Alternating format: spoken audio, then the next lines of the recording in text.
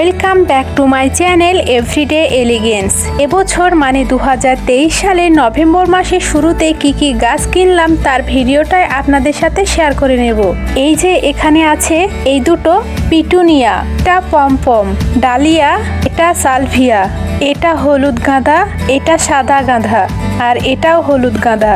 সাদা আর হলুদ গাঁদা কি করে বোঝা যাবে? এই যে টবের গায়ে ডাব্লু লেখা আছে মানে হোয়াইট বা সাদা, আর ওয়াই লেখা আছে মানে ইয়েলো বা হলুদ। কিনে তো নিলাম গাছগুলি, কিন্তু এখন এগুলি বসানোর জন্য মাটি রেডি করতে হবে।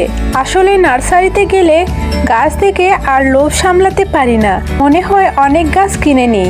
আপনাদেরও কি এরকম মনে হয়? জানাবেন কিন্তু। পরের দিন সাদা গাঁদা আর পিটুনিয়া দুটো বসানো হয়েছে। আজ তৃতীয় দিন, গাছগুলো ঠিকই আছে, আর আজ আবারও বাকি গাছগুলি বসাবো। আজ চতুর্থ দিন, সব গাছগুলো ঠিকই আছে। এটা সাদা গাঁদা, এটা পিটুনিয়া, আর এটাও পিটুনিয়া, কিন্তু সালভিয়াটা মনে হচ্ছে বাঁচবে না। এটা হলুদ গাঁদা, এটাও হলুদ গাঁদা, আর এটা পমপম ডালিয়া। এগুলো ছাড়াও আবার গতকাল কিছু গাছ কিনে এনেছিলাম।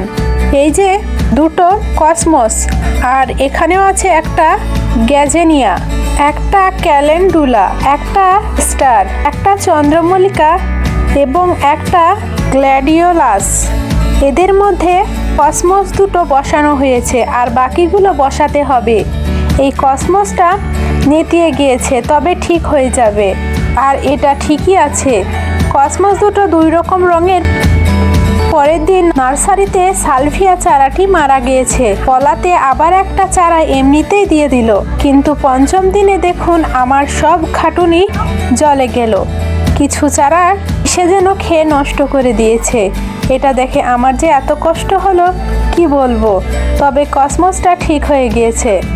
আমি ভেবেছিলাম প্রতিটা গাছের বেড়ে ওঠা ফুল ফোটা সবটা আপনাদের সাথে শেয়ার করব, কিন্তু এই ঘটনা দেখে আমার আর ভিডিও করতে একটুও ইচ্ছে হলো না। কি আর করব। তবে যদি বাকি গাছগুলি বাঁচাতে পারি তাহলে অবশ্যই আপনাদের সাথে শেয়ার করব। ভিডিওটি আজ এখানেই শেষ করছি। সবাই সুস্থ থাকুন, ভালো থাকুন, ধন্যবাদ।